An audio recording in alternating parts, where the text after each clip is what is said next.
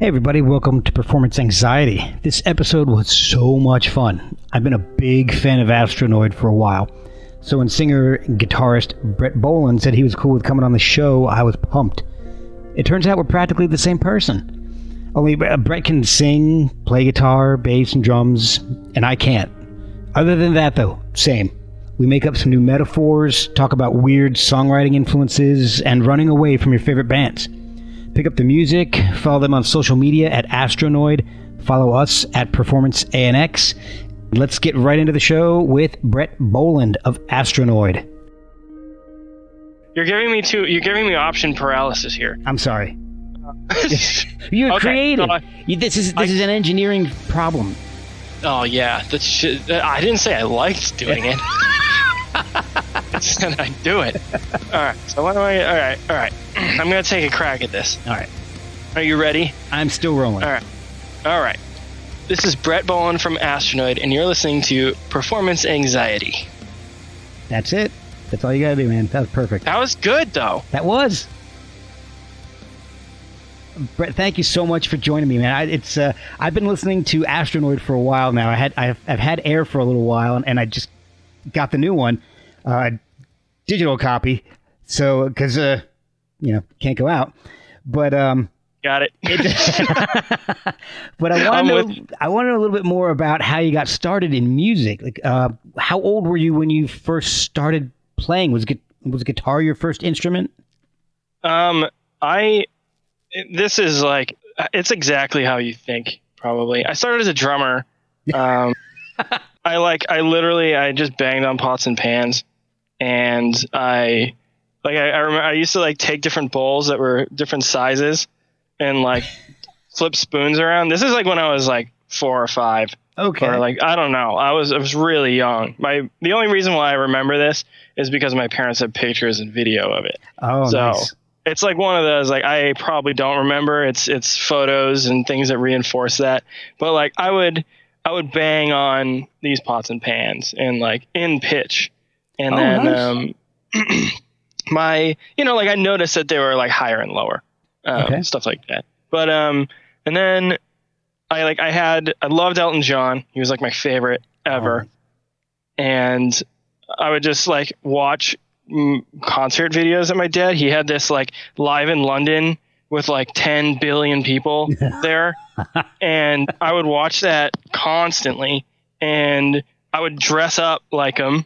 Like I had sunglasses and this like stupid hat, and I would just like do all that stuff, just like pretend I was him. And my parents had this fake guitar that I would screw around with, and my grandmother bought me this like keyboard when I was a little older, and I'd screw around with that, and like I don't know, all that like dumb kid stuff, right. Of just playing around and making noise.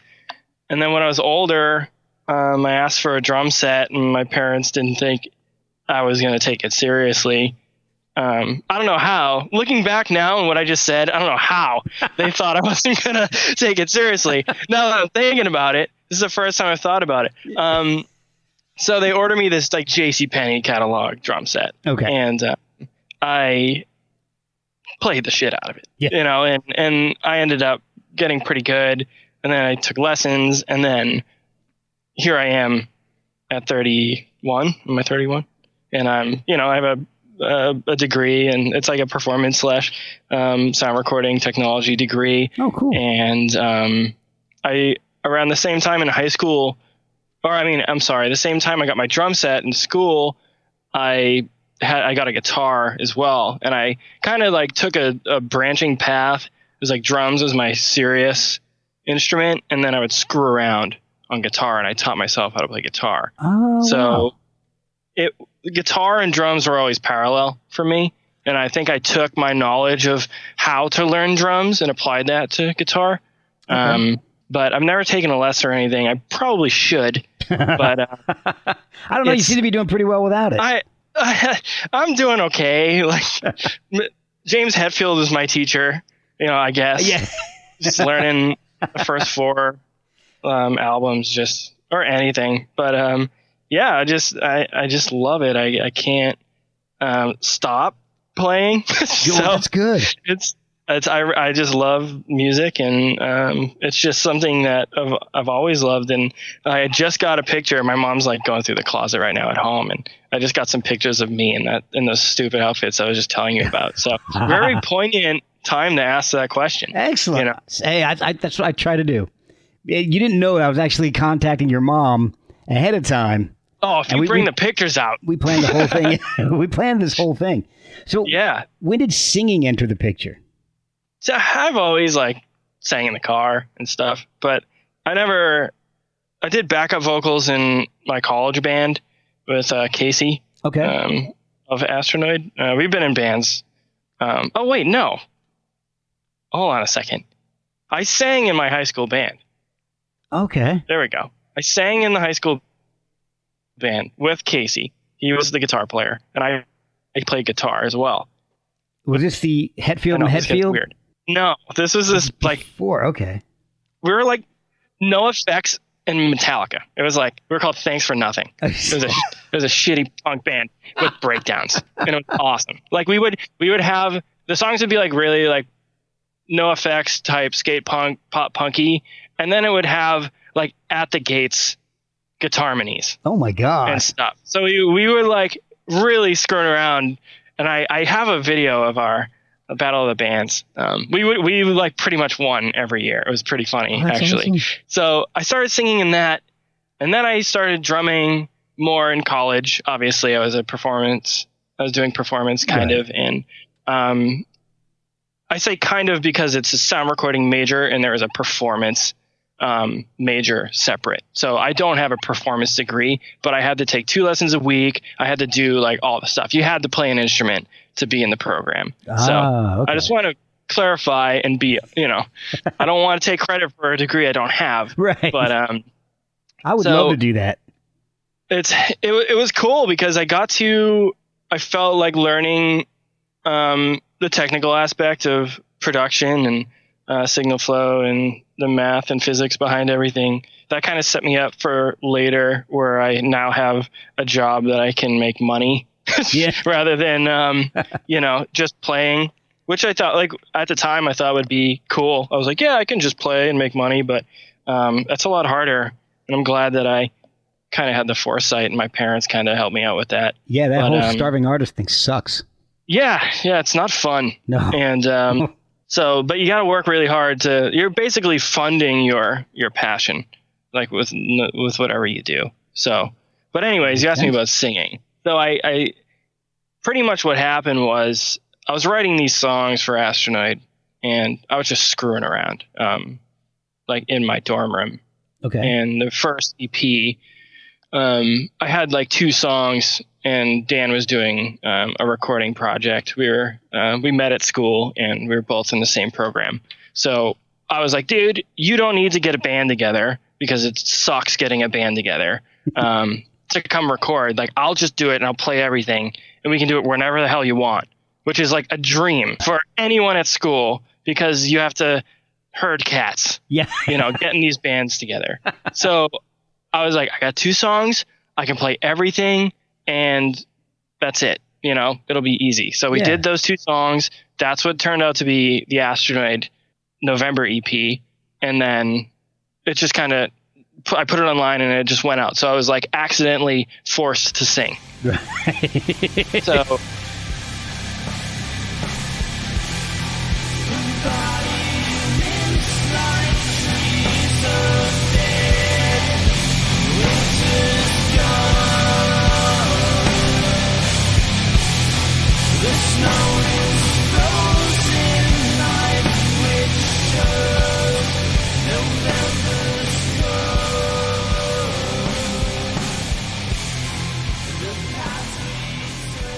But I'm really happy it happened, because it's at first I really didn't love it, and it's pretty much when Air came out, and we started touring a lot.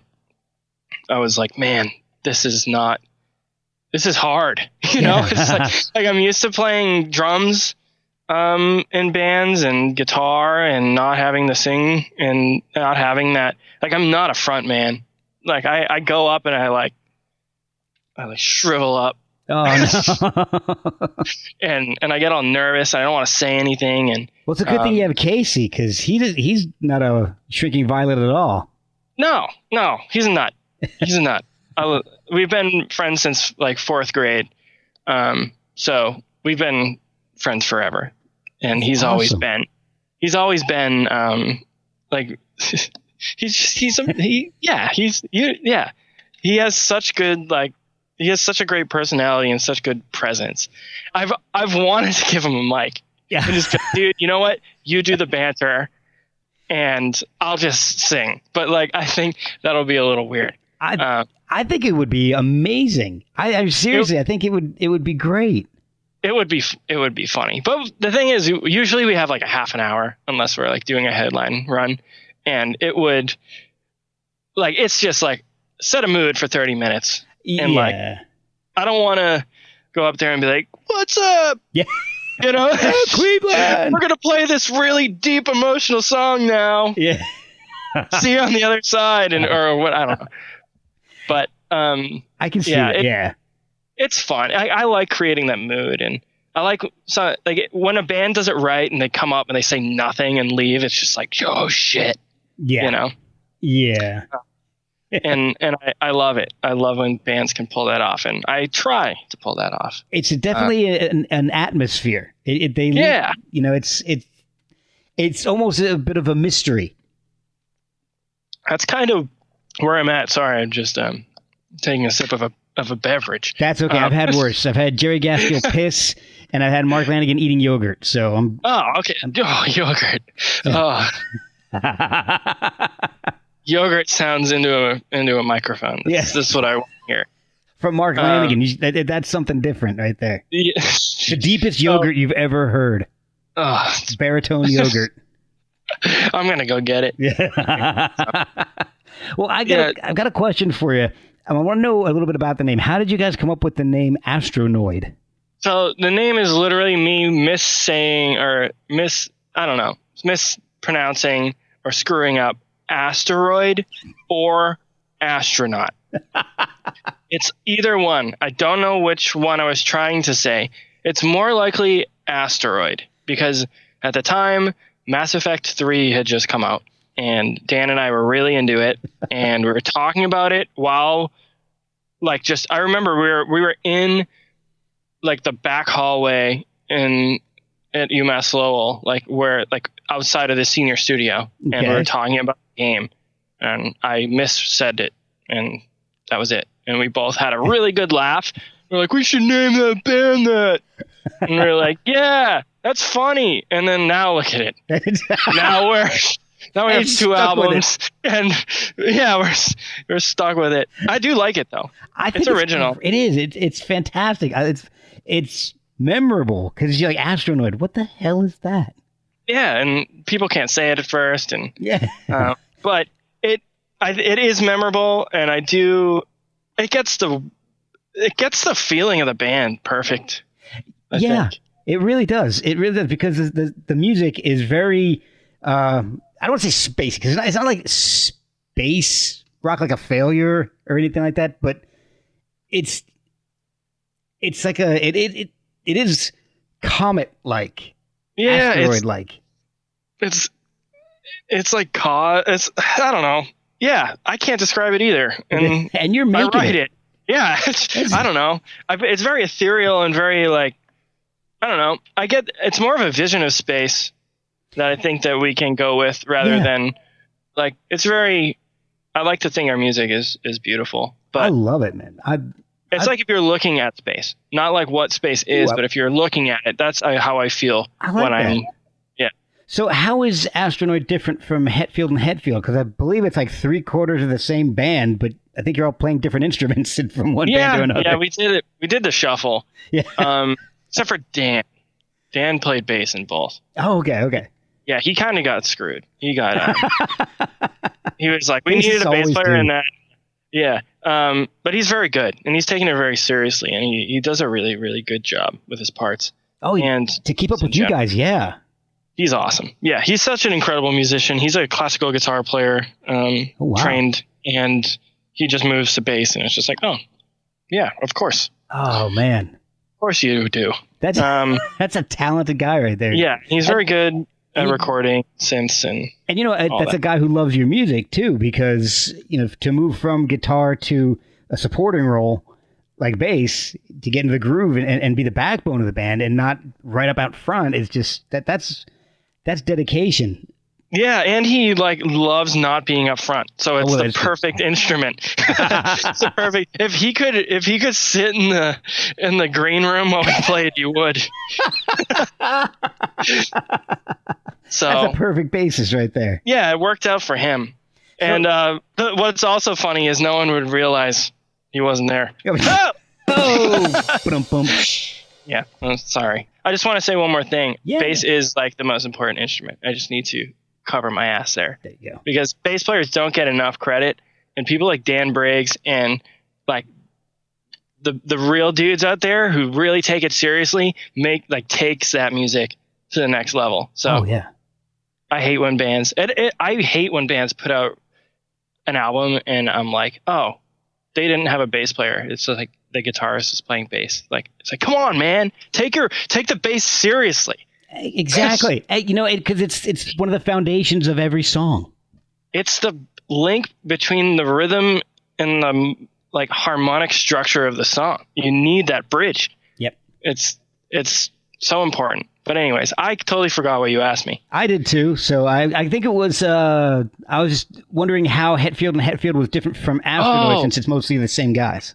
Yeah. So Casey did a lot of the writing for Hetfield and Hetfield because I played drums. So what we would do is we would get in the garage together at my parents' house and then just write 4 songs in a day of just absolute chaos.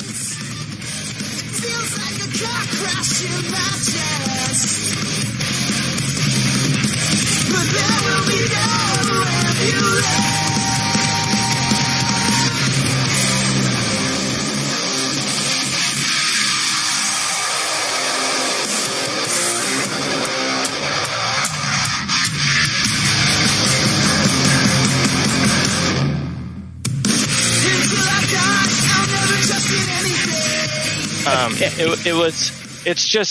The easiest way to put it was like Coheed and Cambria, Fall of Troy, Dillinger Escape Plan. So it was all that, and it was really fast and it was really chaotic, and our kind of mantra was to play as fast as we can and to play as complicated as we could.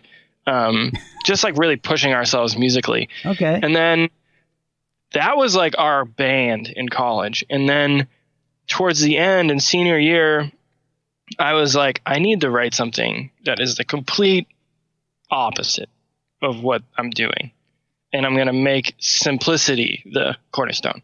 Right. And then that's what those 2 songs came from for Astronoid. So it was sort of the complete antithesis of Hetfield and Hetfield. Okay. And now I know there's something behind the name Hetfield and Hetfield. So we both wanted to be James Hetfield. So Casey moved to Seattle right after high school to help out with his family. Okay. And so he moved there, and then we kind of had a falling out, and then we reconnected, and then we started sending ideas back and forth over the internet of songs. And we were like, I'm going to buy a white Explorer and I'm going to be James Hetfield. And he's like, no, I'm going to do that. And I'm going to be James Hetfield. And it's like, well, we're both going to be James Hetfield. Hence Hetfield and Hetfield. And the joke's on him because I'm the one with the white Explorer. So now he can never get one. So you won, and it's a beautiful guitar because I've seen you play it. Thank you. Yes, I'm looking at it right now. I've always loved the Explorer. I was playing it earlier today, and it needs a little love. I don't think I've changed my strings since Europe. No, my God, the Coheed tour. I didn't bring it to Europe, so November. Oh boy! But I've been playing my 7-string a lot. I don't know why. Okay, so what brought on the desire to play a 7-string? I've had one since the beginning. It's on every album, but I don't like to use it. I don't like to use the open A. I tune it drop A. Okay. I don't like to use that as like a tonic, like a main note. Mm-hmm. I like to use the low end as like right when you think it couldn't go lower, it does. Like, okay. I like that. I like to have the extended range lower rather than higher for like chords, because it's a different feeling when you go to like a higher octave chord when you go to that lower octave, and it's just like, oh, it like kind of pulls out a little more, a little heavier. And I like playing with that. And just recently, I've got a lot of spare time, so yeah. I've been writing, and I've just been really enjoying that instrument. And I'm not very familiar with it, so I'm getting a lot better at taking advantage of the extended range of the guitar, and it's fun. Like, it's cool. It's like throwing a new paintbrush, or something new into your work. That metaphor made no sense, but you know what I mean. But you know what? Another paintbrush in your toolbox. Yeah, there you go. I like. You know what? I like that one. I'm going to use that, and nobody's going to understand it unless they listen to this podcast. No, it's fine. But is it hard to switch back and forth? Thinking the mindset of 6-string and then using the 7-string. I don't even know where I'm going with that. It was at first, but once you realize that it's a 6-string guitar in standard with a low B or an A at the end. So it's like, just pretend that string's not there and you have a standard tuned guitar. Okay. Then you can, figure it out from there. So I've actually to get better at it, I've been playing and practicing songs that I know in standard and just ignoring that string just to get better at muting it and playing cleaner and just sort of pretending it's not there, because it is just a mental barrier of just like, it's the same thing as my Les Paul. It's got an extra thing in the way. Yeah. So, and then figure out how you can use that and be like, oh, instead of going up here, to this A, I can hit the low A or hit this low C, and that I couldn't hit on the Les Paul. So I don't know. It's fun. And we're in drop C anyways for Astronoid. So it's also a different tuning to screw around with. So it's fun. I don't know. I just like throwing hurdles at myself, I guess. Well, then you overcome them, and then you feel good about yourself. So. Yeah. Not today. I did a lot of practicing today. And, I felt pretty good. You doing a lot of writing in the downtime now? Yeah. Yep. Just sort of whatever comes out. Now you're writing more. Is Astronoid the main focus of your writing now, or is it? Yeah, I would say so. Like, it always kind of is. I've been writing since the last album came out. Okay. But, it's sort of come to a little more of a head, because I feel like I'm making some headway in what I want it to sound like. Because I don't know what I want it to sound like. All I know is I don't want it to be the same. So in looking at the bands that influence you guys, I can definitely see that type of influence of ever-changing sounds. I mean, because I found the band on Bandcamp when I was searching Devin Townsend sounding stuff. Mm-hmm. And so I hear that Devin Townsend, Emperor, Alcest, Mew kind of influences, and each one is influences in a different thing. Like the vocals, I hear a lot of Mew, but in the actual music, I hear a mix of like Devin Townsend and Emperor. You guys see those amazing pinch harmonics. I absolutely love that stuff.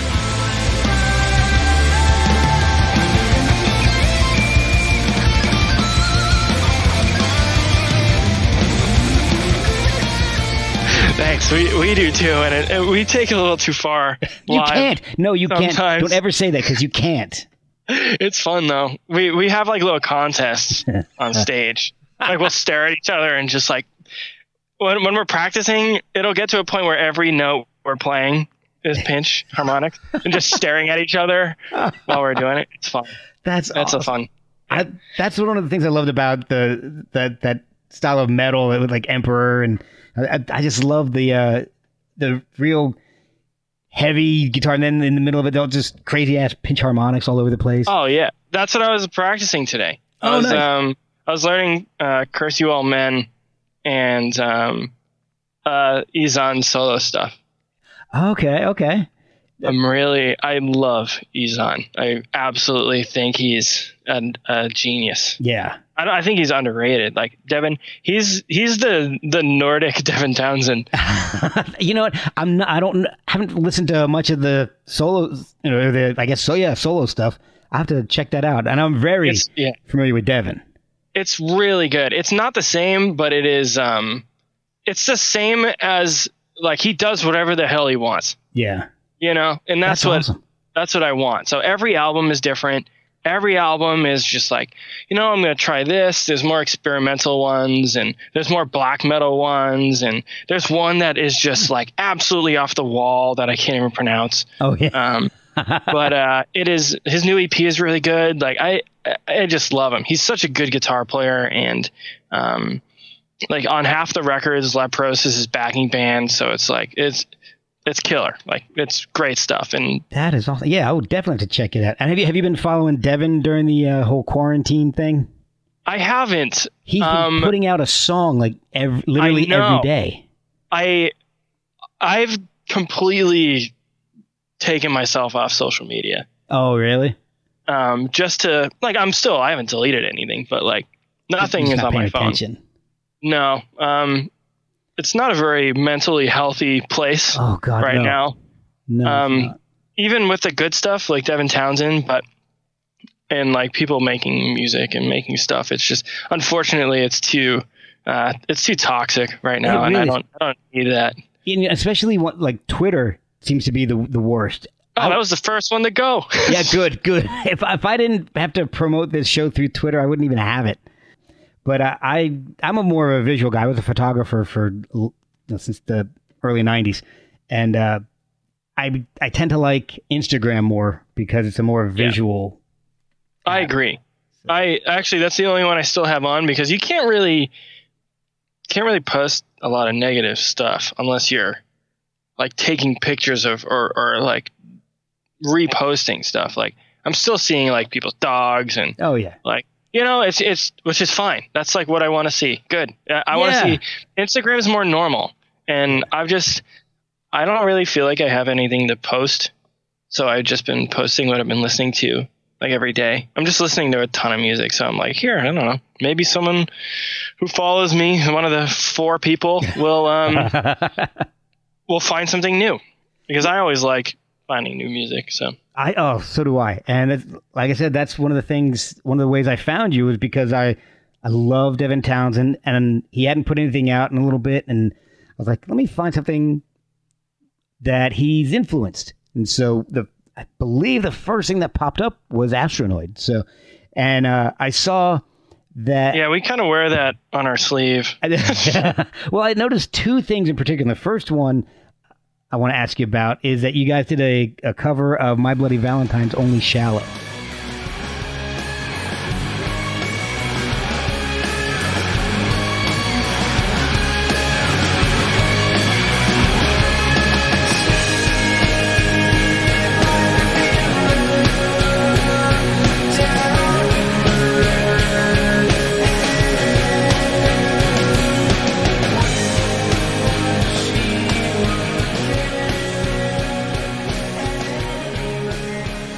Yeah. There's only 2 bands that I've known that have ever done that song any justice, and it's you and a band called Shiner. How did you guys decide to do a cover of that song? That song is so intense. That was when it was still just me. Oh, pretty really? Much. Okay. Yeah. And because I didn't put the band together until Stargazer. So that was a little before Stargazer. And it was almost an experiment to myself to see if I could do it. Oh, wow. And like, I've read some stuff about how it's like, oh, it sounds like the original. It's just like, yeah, but you know how hard it is to make it sound like the original? Yeah. That was the experiment. It was like, can I get that sound, like that warbly, weird, and still like kind of make it my own. But I really wanted to make it kind of true to the original. Well, that's one song where I'm all for bands taking a song and covering it and making it their own. That's one of the few that I think if you can't. Exactly. I also, I was told about them after I started the band. So, okay. I didn't know about shoegaze. Oh my God. Seriously? So what happened is I put it out and then people were like, oh, this is great. You guys sound like this, and that, and this. And I was like, what? Yeah.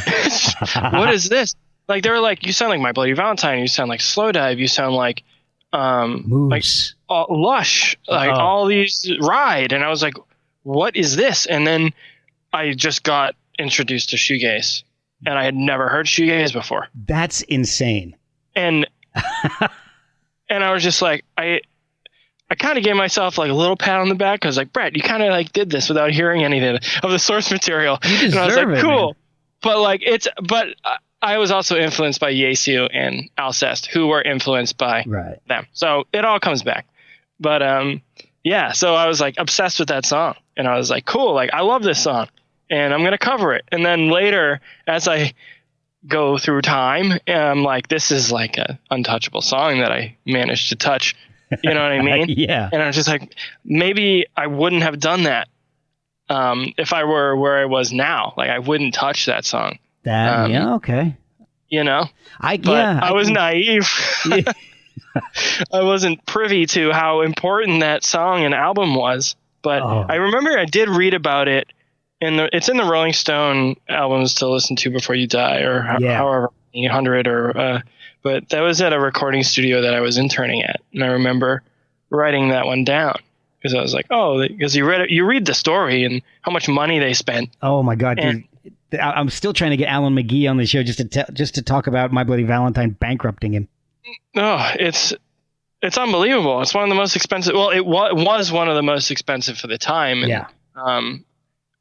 I don't even think it sounds very good, but it sounds like, but it sounds.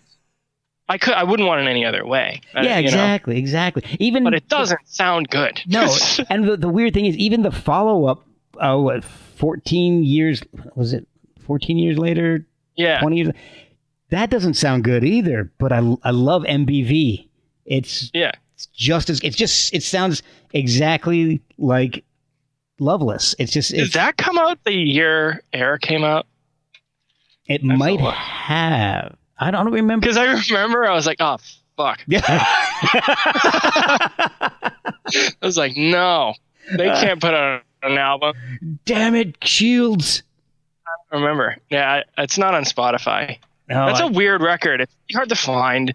They didn't make many. No, I know.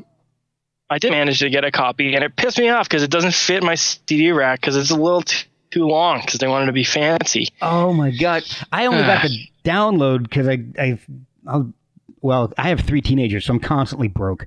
So I just downloaded it, but I'm one of those guys. I need physical copies. So even if I get the download, I'll eventually have to get the original copy. So I'm still working on that. I used to go every Tuesday when it was still Tuesday. Yeah. We'd go, I would go to the record store and just check out what was new and pick up a bunch of stuff. We'd go every week and for years.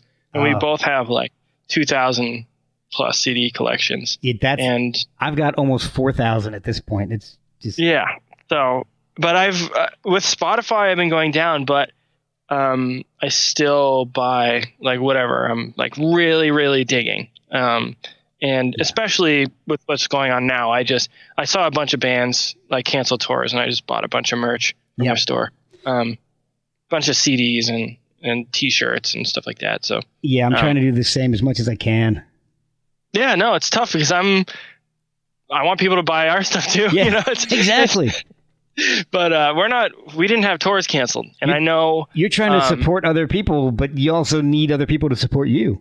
Right, but at the same time, it's like I didn't have to let crew down, or I didn't have to, so it's like we just have whatever the operating costs of Astronoid are that are just normal, so it's like we're fine there. But I'll tell you, the worst part about that whole thing is that I don't shoot really professionally anymore. I haven't done it since my wife and I had kids, but I do shoot for a DC area blog that does live music reviews, and I was literally 2 or 3 days away from shooting Devin Townsend live at Ram's Head when everything went down. So I had the media pass. I was all set to go, and like 2 days before the show, everything's canceled. Yep. And I haven't seen Devin live in person yet.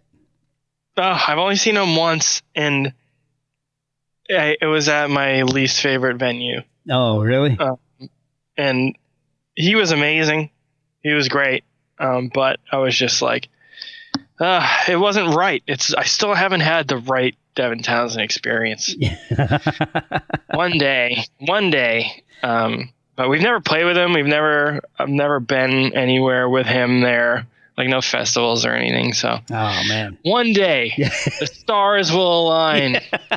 I was hoping so too, because I've actually had a couple people from his bands on the show, like Shay Ami Dorval. She's been on the show, and she's unbelievable. Oh, I love her. She's so what a voice. I know. Holy shit. Casualties of Fool is one of my favorite Devin Townsend.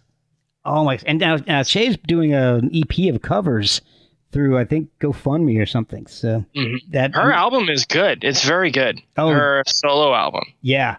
Oh, I'll give you. All right. So I'll tell you. I found out about Shay through Devin Townsend. He had her on his Key album on a song called Train Fire, and I was like, "Who is this?" And it just says Shay on the album. Yeah. That doesn't help me very much. And then I saw the Casualties of Cool album come out, and her actual name was there. I'm like, oh, cool. All right. So now I'm going to go look and see what she's got, because this is how I have 4,000 CDs. Mm-hmm. So no, you're doing the same thing I do. So I looked on Amazon, and it only had one album up there, and then I looked on YouTube to listen to some of the music, and it had that album and an EP, but Amazon only had her one album listed up there, and it was like $45. And it was in like a double special edition. It was just her album. Yeah. So I was like, damn, I can't do that.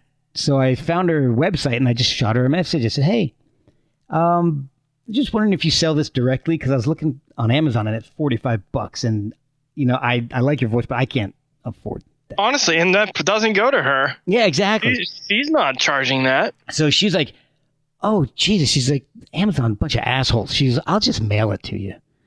I'm like, well, okay, so what do you want me to send you? She's like, nothing. I'll just mail it to you. I was like, are you serious? She's like, yeah, no problem. So like a week or two later, I get in the mail this envelope from Che, and it's got that album plus the EP that wasn't listed anywhere, and she signed them both. It was around Christmas time, so one says Merry Christmas, Che, and the other one says You're the Tits, Che. So I was like, it was a little while after that I decided to start doing this podcast. I'm like, I gotta have Che on. She's gotta be one of my first people. Unfortunately, she agreed to come on, and we chat every once in a while ever since. And I also had Mike St. John on not too long ago. He's such a good dude. Yeah, we've done so many tours together with him behind the lights. That's awesome. He's done stuff for Tesseract. Yes, and he's a great guy. He helped me out because I program all the lights for the Astronoid stuff, and cool. He was very helpful with he's like, dude, the lights are off. I was like, what? He helped me find a Reaper thing that was happening. I use Reaper to program the lights, and oh really? There was a. Is that like the audio editing software too? Yeah. Yep. I've been playing around with that because I don't use that to edit, but it's amazing. I have a copy of it. I didn't realize you could do lights through that too. So I do.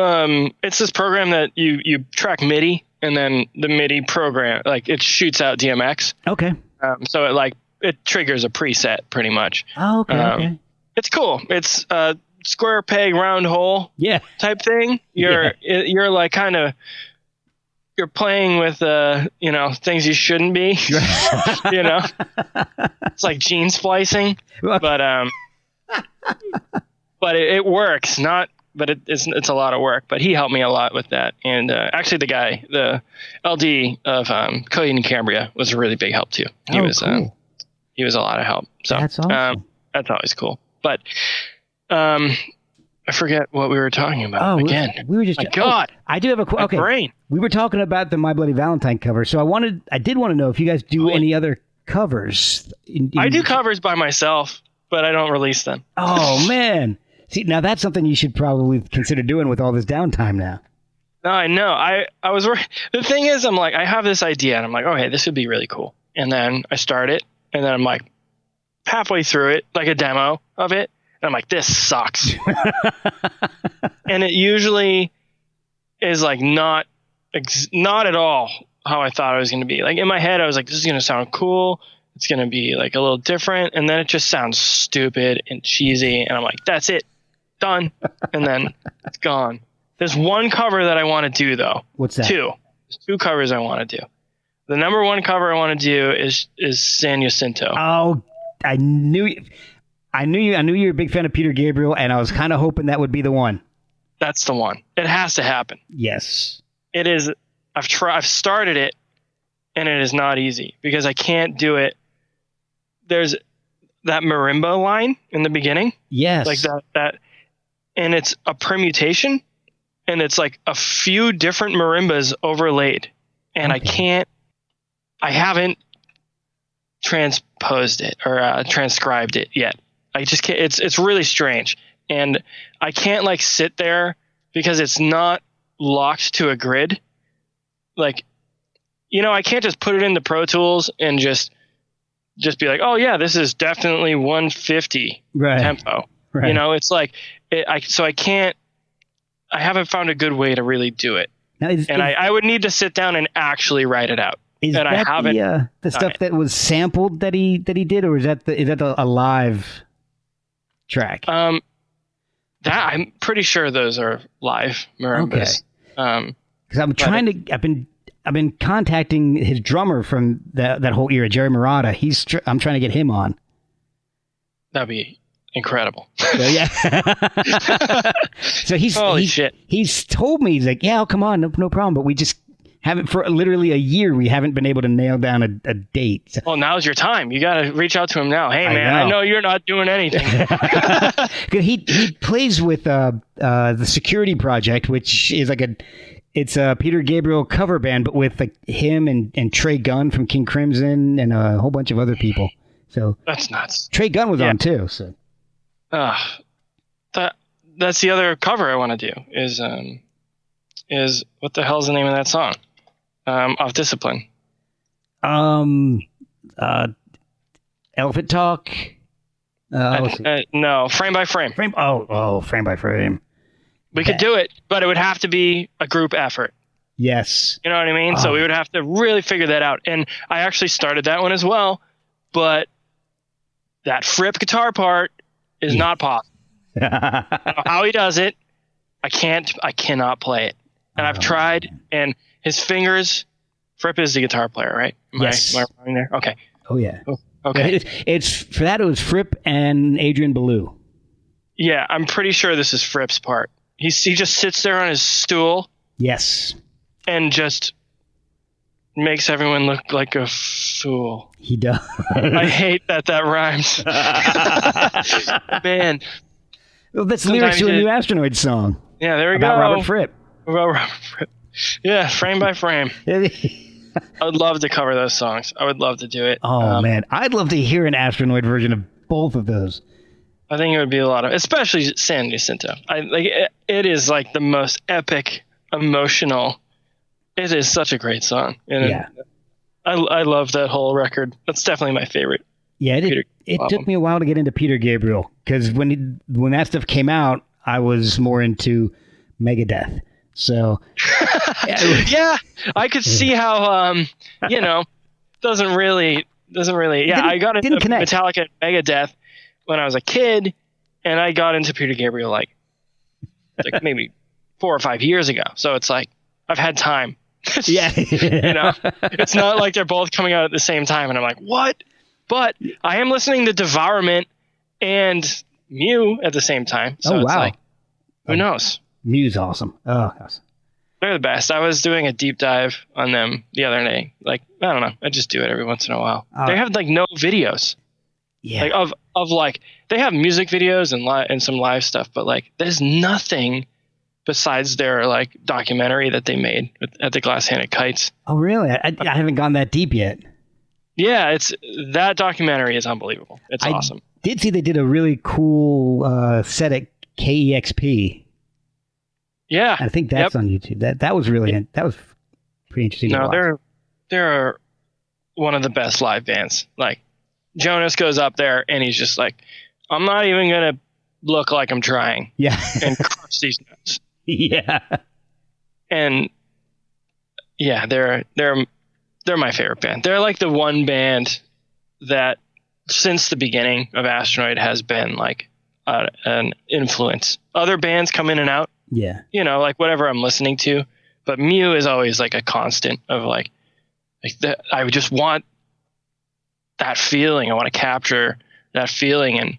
And he's such a diverse vocalist, and with his patterns, he never sings what you think he's gonna. And even in verses that repeat, his vocals aren't the same. And choruses with changed lyrics, it's just so creative, and it's I try to strive for that and pull out somewhat what he's doing into my music, and it's hard because I don't want to copy him, but I will. I don't want to, but I don't want to, but he doesn't make it hard. He doesn't make it easy not to.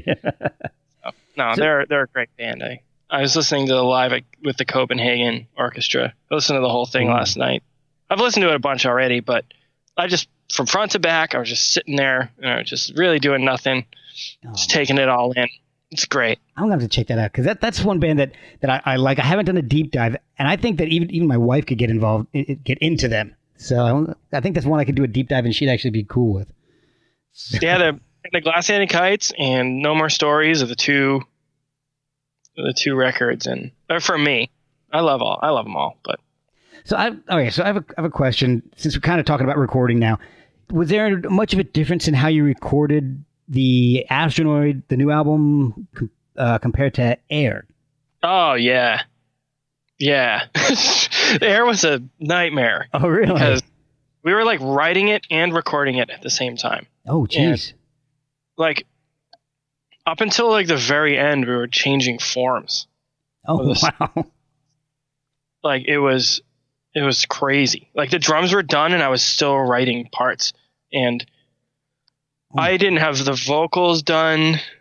It wasn't like we were just by ourselves. Like we didn't have a label, we didn't have management, we didn't have anything. So it was just like we worked on it when we had time, and I was like, these vocals suck. I got to rewrite them. Like, and like there's a early version of Resin, and it is horrible. Like it is. And same with Up and Atom.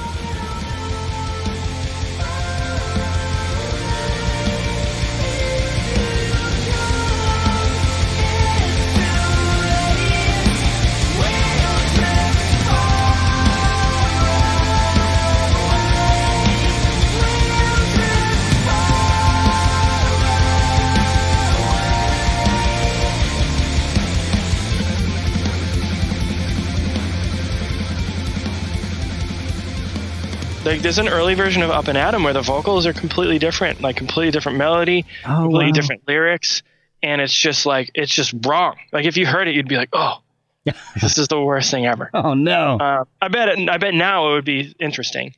To me, I don't think it's interesting, but I know how I like other bands when they put out like alternate versions. I would like it, but oh yeah, that's why I buy the deluxe versions of everything.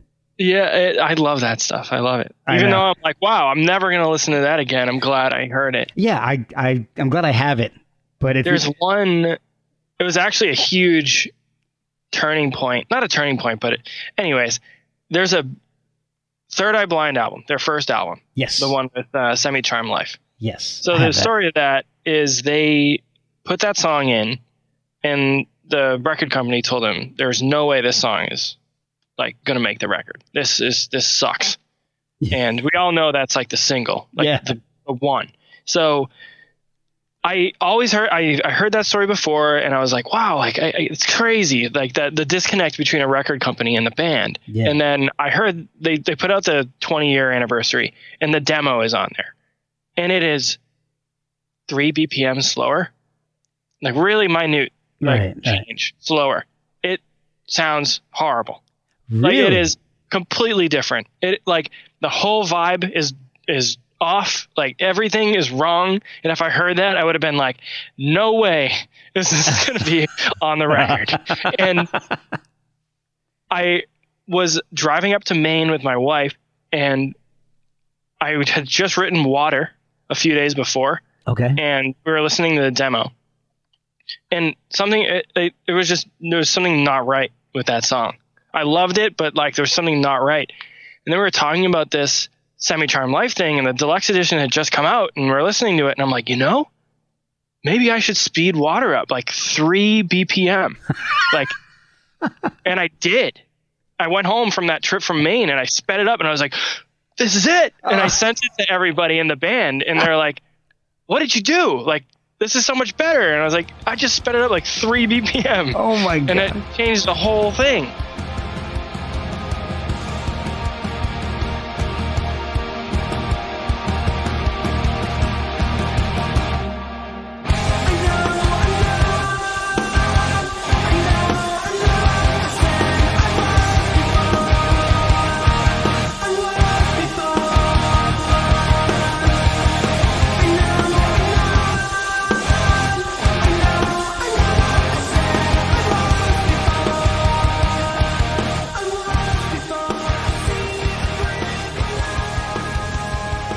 So it's like, it's funny how those little alternate versions of songs can spring ideas for yourself and be like, well, if it made that song better, it'll definitely make mine better. So if it worked for them, it worked for me. Yeah, so why not? But with the difference between Air and self-titled is like that example right there is the difference. Like I wrote demos, and I fully flushed out demos. Like I recorded the album before it was recorded. Oh, like, wow. I did everything. So everything was done. Vocals were done. Lyrics were done. Everything was done. Then we recorded like real, like big boys, you know? So, and we had much more control of the situation at this point. Really? Even because compared to doing it the first one yourself? Oh, it was still ourselves. It's just like we were putting an album out now, and it meant something. Like it was, like it had to be good. Okay. You know? Okay. I think Air didn't have to be good. There was not. There were no eyes on us. That's true. You know, as many eyes as, you know, we're not the biggest band in the world, but a follow up to an album that did pretty well. You know, it's like it was a lot of pressure. Yeah. And we wanted to get it right. We wanted to take our time, and yeah, so we just took our time, and I developed the process of, you know, recording these demos and really just flushing them out. And I would have, when I write songs, I'll do everything at once. So I'm like literally jumping around my room, my studio, from guitar to bass to drums to guitar to bass to vocals, and I'm just kind of building this song throughout the night. Oh, and I love doing it because I'm a drummer first, and like it's really, I think writing the drums is so important to me because of like it's a direct correlation to the feeling of the song, and it can directly support the melodic structure. Like you can have a drum part that is just it could just not sound right, you know, and not carry that emotional weight. It's like every instrument has to serve the song. Like it's not about each part. It's about the grand scheme. It's about the grand piece. So everything has to fit together to serve the music. So if that makes sense. With the self-titled album, with everything that needs to serve the song, is there any type of overarching theme to the album? Pretty much what I was talking about, just like the pressure of Right. You know, that's a lot of it. Honestly, I was just like so taken over by trying to one up myself. And I didn't want that to when I first started writing for the album, it was like the songs were faster and they were more complicated and more technical. And I was like trying to outdo Air. And then it wasn't until I realized that it's not about outdoing, it's about moving on from Air and then creating something new of like where I'm at now. I think some people are like, oh, like this doesn't sound like Air, so it's, not good. But I feel like if I actually did put out an album that sounded like Air, no one would have liked it, rather than having the vocal minority yell at me, Right, yeah. So I think we made the right choice for the band. I absolutely think we made the right choice for the band. I love the songs and I love the album, and it's a time capsule, Yeah. It's that moment from where Air picked up, we all quit our jobs, jumped in a van, toured, Dan got married, I got married soon after that, like all of these life changes all in this time.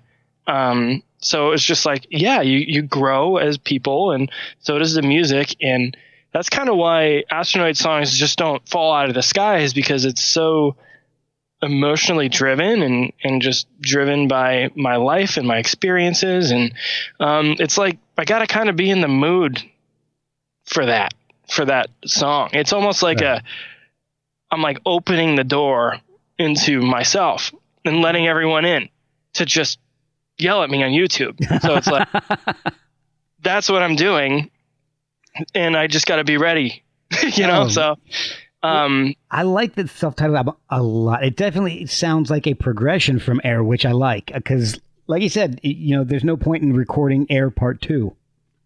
No, it wouldn't have been as good. And you already have Air. Exactly. Go listen to Air. It's like I don't want Metallica to do Master of Puppets 2. Yeah. Like, well, they already did that with Unforgiven, and King Diamond did Abigail 2. Yeah. Like, we all know how that turned out. Yeah. So Abigail 1 is still there and still good. So, we just kind of moved on, and once I started hitting that stride for the self-titled album, it felt natural, and it felt good. Yeah. I really, really love those songs, and I thought we did some really cool things, and I think we nailed some stuff, and some stuff maybe not so much. Like, we took some chances with that record. There's no blast beats on it.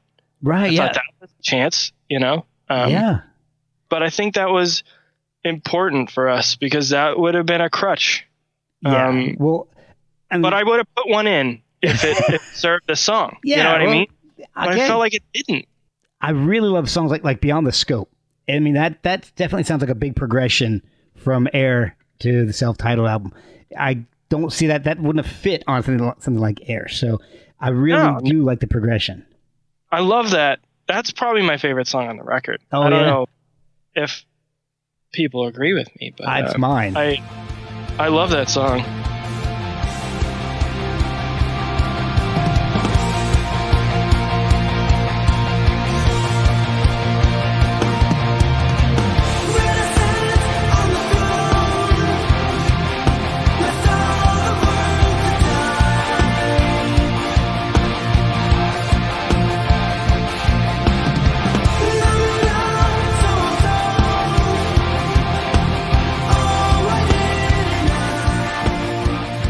That was like the one that I fought for, the most. It was just like, I thought it was such a cool, different, uplifting song. Yeah. And it was written, like, I really like that, the image I get in my head with that song, because it's like, it was right when I was watching Game of Thrones. Oh, yeah. And, like, there was a part of the show that, like, really influenced the lyrics.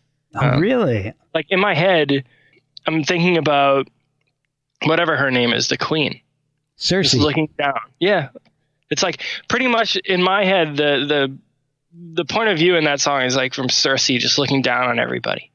And just cool. You guys are nothing. It's just like, and it's like, yeah, whatever. I don't care. You die. Whatever. Who cares? I don't know. And then, so it's like, I don't know. I think that was fun because I don't usually write like that. So Okay. there's a lot of weird shit on self-titled that like I don't usually write. I don't usually write about true things that happen to me, like with I wish I was there when the sun set. Like I don't usually do that stuff. I don't usually write like that. So it was fun. There was some cool stuff. Maybe some things we'll never do again. That song's been around a while though, hasn't it? Yeah, I wrote that while I was mixing Air, but I had no vocals. So it was like, it was around for years and could not, another song with 3 different vocal versions, of nothing clicked until that happened. Okay. I couldn't tell you how it happened. Oh, no, I can tell you how it happened. I just I picked up my guitar and I played along with the song and I stood up like I was at a concert and I was like, what would I sing that would feel comfortable being in front of this many people? Okay.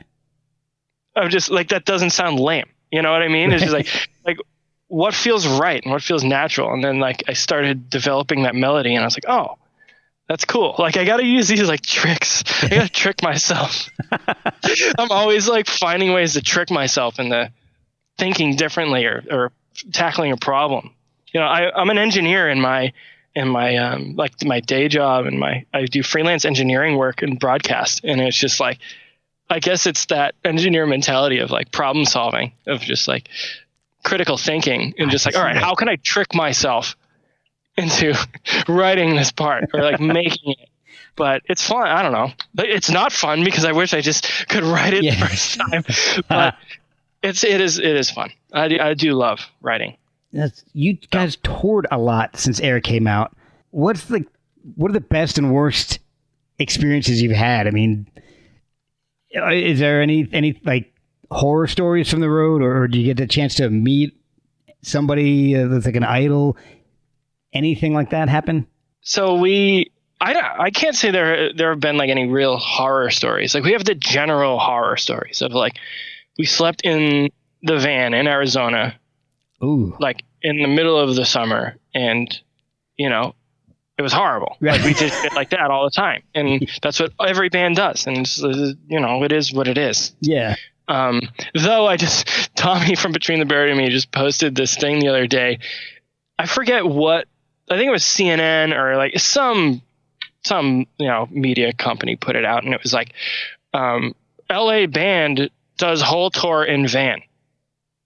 Like, no one had ever, like it was some impossible feat no one has ever done. It's like, can you believe this band toured in a van the whole tour? Oh my! It's like, and I thought it was the funniest thing in the world. I was like, I can't. It's like suffering for their art. And then it said and then later in the article it said, but it's okay. They got hotel rooms. Oh well, that's so it's like oh okay. So they didn't actually do it. No, but no. Every band we've gone out with has been incredible, and they've been really great to us. Like meeting the Tesseract guys, and like we've done 3 tours with them, and that's been incredible. And a really big one for me was Between the Buried and Me. And when you meet people, like I've been listening to Between the Buried and Me since the first record, so I was the one waiting for them at their van. So I was that guy at one point. I did run away. Like I never actually stayed. I did get too freaked out. Not freaked out, but like I was like, ah. Yeah. So when I met them and they were all like really great guys, that always feels nice. Like when you meet your idols and then they're just really amazing people.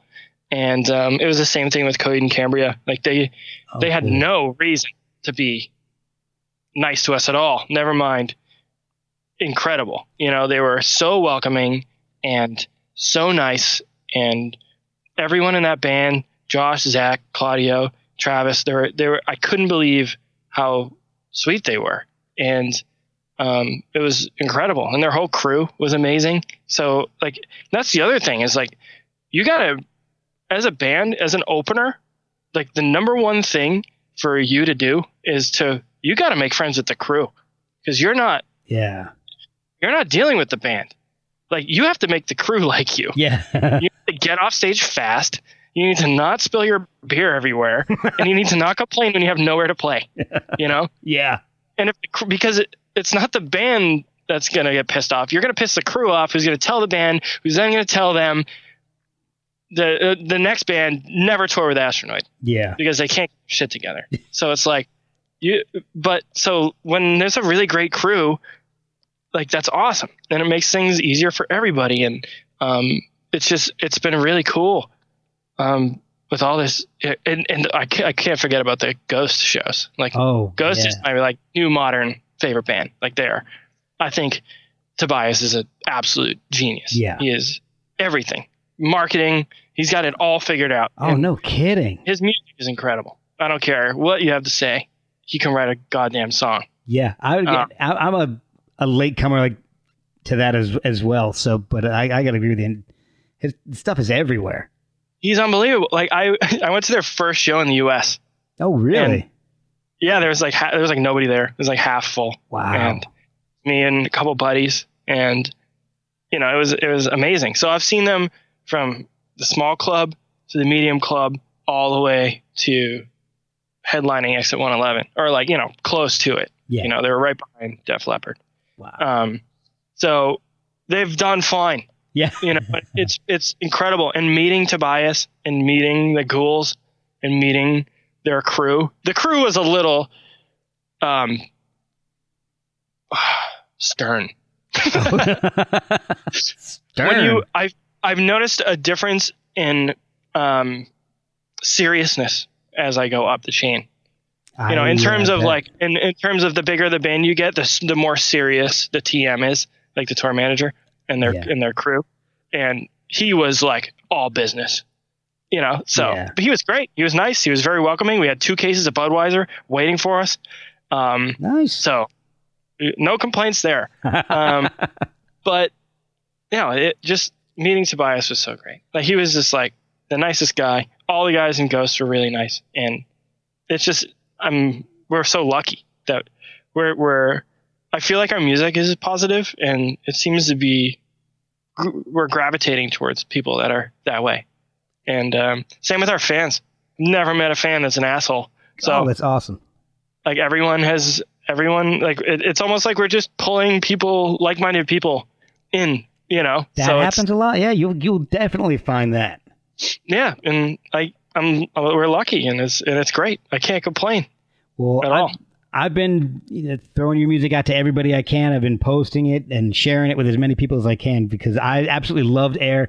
I love the self-titled album, so I'm trying to pull people in for you as well. So thank you. Yeah, it's getting out there. It's incredible. I can't believe, if we were to hang it up right now, I'd be like, wow. Like well, don't do that, because it's been a cool ride, but we're not.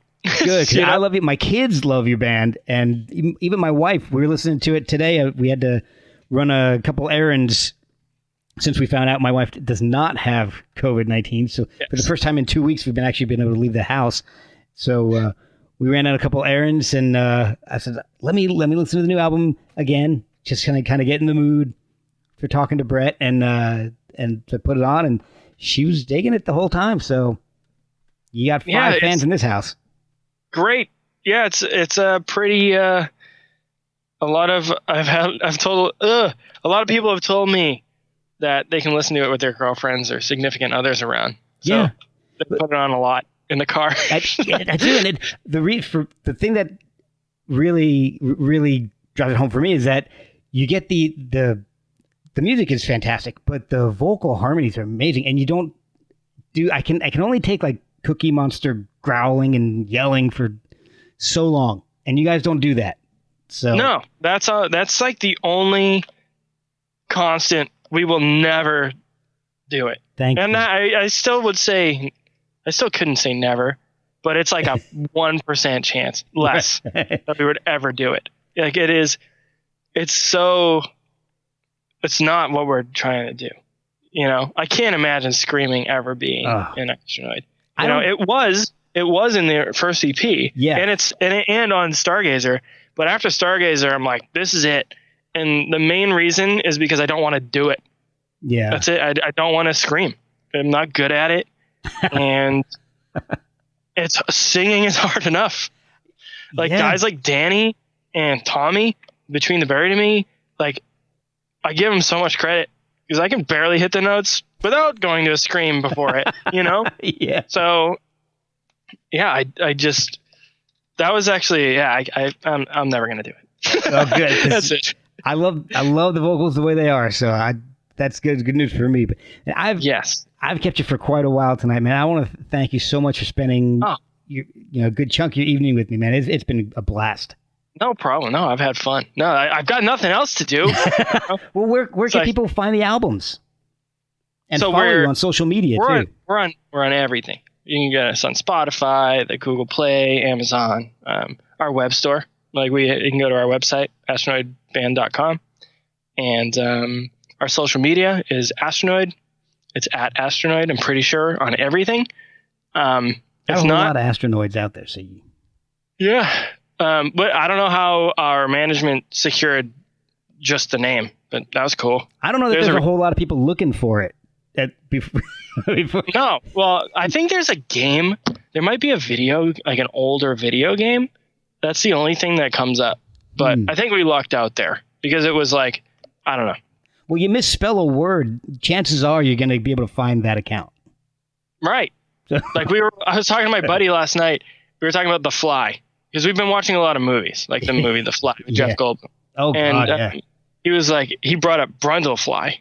And then he's like, there's got to be a band named Brundlefly. Yeah. And I searched on Spotify. There's a band called Brundlefly. Of course. It was like a jazz band. Oh. It was pretty, not what I expected. Well, that was, I had a band on recently, Four Stroke Baron. And they're a really cool band. If you like Devin Townsend and you like Tears for Fears. I love both of those things. Okay, check out Four Stroke Baron because they're amazing. And it's basically Devin Townsend's music with Roland Orzabal singing. It's incredible. But I asked him, said, how did you guys come up with Four Stroke Baron? And they said, well, mixture of two things. We were trying to come up with a name that sounded like a Judas Priest lyric, and everything else that we tried was taken. So I was like, okay. Man, I love this band already. My love for like 80s and like early or like 70s hair and like, metal type stuff like that. I just love it. Judas Priest, and I can tell. I can hear a little bit of it in the music with the psycho drums, a little bit of the compressed distortion, and the pinch harmonics. A lot of the vocals though are like Def Leppard. Oh yeah, rip-offs. I try to get that layering. They just do it so well, and I don't really know how they did it back then, especially back then. Yeah. Seeing them at Exit 111 was life changing. Like really? They're one of those bands that like I think everyone doesn't realize actually how much I like them. Really? Like I'm like, I love Def Leppard, and they're like, yeah, that's cool. It's like, yeah, it's cool. No. I knew, like, even I tricked myself. Like I went into that show and I'm standing there and I'm like, they're gonna play a song I don't know soon. 2.5 hours later, I knew every goddamn song and most of the lyrics. And funny story about that, I'm hanging around. Casey and I are the only ones that stuck around to watch Def Leppard. The other guys are in the van sleeping because it's too cold. Right. Bunch of losers. I'm throwing them right under the bus. So we're hanging out there, and who's next to us is like Brent Hines, right next to us. Oh wow! So he just played, and he's just dancing around, singing the lyrics, and then the song Hysteria comes on, and then it gets to the chorus, and he just locks eyes with me, and we're singing the chorus of Hysteria to each other. And it was just one of those moments that, like, I don't know why it happened. But every time the chorus came back, no matter where he was, he found me and stared at me. Oh my God. Pointed at me and sang to me. And it was like, he had no idea who I was. He definitely didn't know who I was. Like, I'm just throwing that out there. He definitely didn't know who I was. I knew who he was. But then at the end, we talked and a little of that. And now he knows. And now he probably still doesn't know. Yeah, we were the first band on today. Yeah. The first band on the smallest stage. That was us. Oh yeah. Yeah, but anyways, like that's one of the cool. There's one of the cool stories that I got from the festival. That's kind of stuff I love hearing. Yeah, I don't know. That stuff's fun. I love that stuff. And I have one other quick one with that. Yeah. So Nick Razlinix, one of the all-time greatest rock producers. He's done Alice in Chains, Mastodon, everything. Rush, Vapor Trails. Yes, unbelievable producer. Yeah. So I'm watching Ghost. I'm just hanging out there, and there's Nick Razlinix alone, just like in the group, just singing his goddamn heart out. And I loved it. Like, it was just such an awesome, like, he was just fist pumping to Ghost and just going for it. And it was like such an awesome, genuine experience watching this dude just love the music. He's worked with Ghost. He did a Ghost album and I think an EP, but it was just so cool. Like, I was like, I idolize this guy, and he's doing what I'm doing. He's just a Ghost fan, right now. And I loved that. And it's really humbling and just like, that's so fucking cool. Like, we're all just music fans. Oh, like, even no matter what you've done in the end, it's like, we're all just fans of music. Yep. And that's one of the things I love about doing this show is connecting with people like you who are just big fans and willing to talk about it and tell me your favorite stories. Tell me who you're into. Doesn't matter who it is. I love Tears for Fears. I love Van Halen. I love Def Leppard. Yeah, there's no such thing as a guilty pleasure. No. None. Fallen Oates. No, it's all great. You're preaching to the choir here. Awesome. I love all that stuff. And earlier today, I was just listening to Rotting Christ and Deicide and Cryptopsy. And, yesterday I was watching videos of Tears for Fears and Talking Heads. And, it's whatever you want. Like, there's no guilty pleasures. I hate that word. Yeah. It's just I do too. Yeah. You shouldn't hang out with the people. I use it, but I don't believe it.